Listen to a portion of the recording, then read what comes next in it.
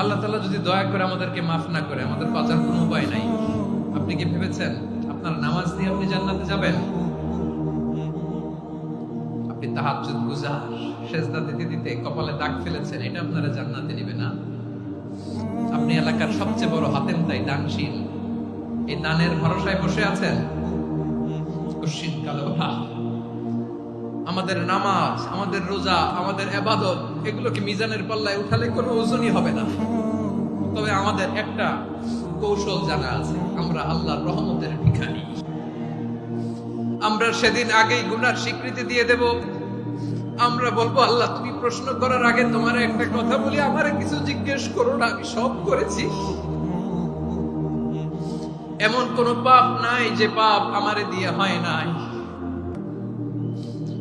তোমার রহমত দিয়ে তুমি জান্নাতে পাঠাবা, তোমার দয়ায় জান্নাতে যেতে চাই, আমল দিয়ে না। পারবেন বলতে? কিয়ামতের দিন আমরা বলবো, আল্লাহ আমার আমল দিয়ে জান্নাত চাই না, আমি তোমার দয়া দিয়ে জান্নাত চাই। তোমার দয়া ছাড়া আমার কোনো উপায় নাই।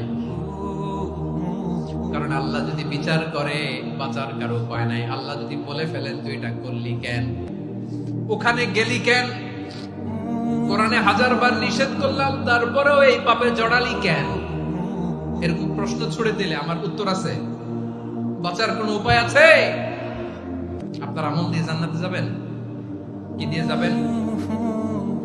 আল্লাহর দয়া দিয়ে। আল্লাহর রহম আর দয়া ছাড়া কেউ জান্নাতের চেহারাও দেখতে পাবে না। আমার প্রিয় ভাইরা, এই দোয়া আল্লাহর কাছে পছন্দনীয় হওয়ার কারণ তিনটা। দোয়ার প্রথম অংশে আছে তাওহীদ, আল্লাহর একত্ববাদের ঘোষণা। এই দোয়ার দ্বিতীয় অংশ আছে তাসবিহ, আল্লাহর প্রশংসা সূচক বাণী। এই দোয়ার 3 নাম্বার অংশ পাপের স্বীকৃতি। তাহলে আমরা সবাই গুনাহগার। আমরা আল্লাহর কাছে পাপের স্বীকৃতি দিয়ে বলবো, ও আল্লাহ, ইন্নী কুনতু মিনাজ জালিমিন। আমরা জুলুম করেছি, পাপ করেছি, অন্যায় করেছি, আল্লাহ বুঝতে পারি নাই। শয়তানের ওয়াসওয়াসায় পড়ে, বন্ধুর পাল্লায় পড়ে, নফসের খায়েশ মিটাতে যে আল্লাহ করে ফেলেছি।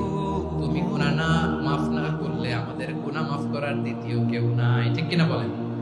এভাবে অনুতপ্ত হয়ে যদি আল্লাহর কাছে দোয়া করেন, দেয়ালে পিঠ থেকে গেছে, কোন রাস্তা নাই বের হওয়ার, ওই মুহূর্তেও আপনাকে বিপদ থেকে উদ্ধার করবে কে? বিশ্বনবী চরম বিপদে পড়লে 2টা দোয়া পড়তেন। প্রথম হলো এটা, লা ইলাহা ইল্লা আনতা সুবহানাকা ইন্নী কুনতু মিনাজ জালিমিন। এই দোয়াটা আমরা বেশি বেশি পড়ব প্রিয় ভাই। রাজি আছেন? সবাই আওয়াজ করে পড়ুন ইনশাআল্লাহ। আমার প্রিয় ভাইয়েরা, বিপদে পড়লে বিশ্বনবী আরো একটা দোয়া পড়তেন, লা ইলাহা ইল্লাল্লাহুল আযীমুল হালিম, লা ইলাহা ইল্লাল্লাহু রাব্বুল আরশিল আযীম, লা ইলাহা ইল্লাল্লাহু রাব্বুস সামাওয়াতি ওয়াল আরদি ওয়া রাব্বুল আরশিল কারীম।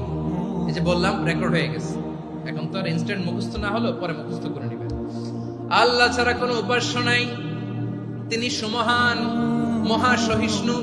আল্লাহ ছাড়া কোনো উপাস্য নাই, তিনি সুমহান, আরশের অধিপতি। আল্লাহ ছাড়া কোনো উপাস্য নাই, তিনি আকাশের মালিক, জমিনের মালিক, তিনি সুবিশাল, আরশের অধিপতি। সুবহানাল্লাহ পড়েন। এই দোয়াটা কেউ যদি পড়ে যদি এর ওসিলা করে দোয়া করে, তাকে বিপদ থেকে মুক্তি দেয় কে? মনে থাকবে আপনাদের? তাহলে বিপদের প্রথম ধাক্কায় কি যেন পড়তে হয়? ইন্না লিল্লাহ। তারপরে কি বলে আল্লাহর কাছে নিজেকে সঁপে দিতে হয়? দেয়ালে পিঠ থেকে গেলে, লা ইলাহা ইল্লা আনতা সুবহানাকা ইন্নী কুনতু মিনাজ জালিমিন। 2 নাম্বার হচ্ছে লা ইলাহা ইল্লাল্লাহুল আযীমুল হালিম, লা ইলাহা ইল্লাল্লাহু রাব্বুল আরশিল আযীম, লা ইলাহা ইল্লাল্লাহু রাব্বুস সামাওয়াতি ওয়াল আরদি ওয়া রাব্বুল আরশিল কারীম। মনে থাকবে? ইনশাআল্লাহ বলেন সবাই, আওয়াজ করে সবাই ইনশাআল্লাহ।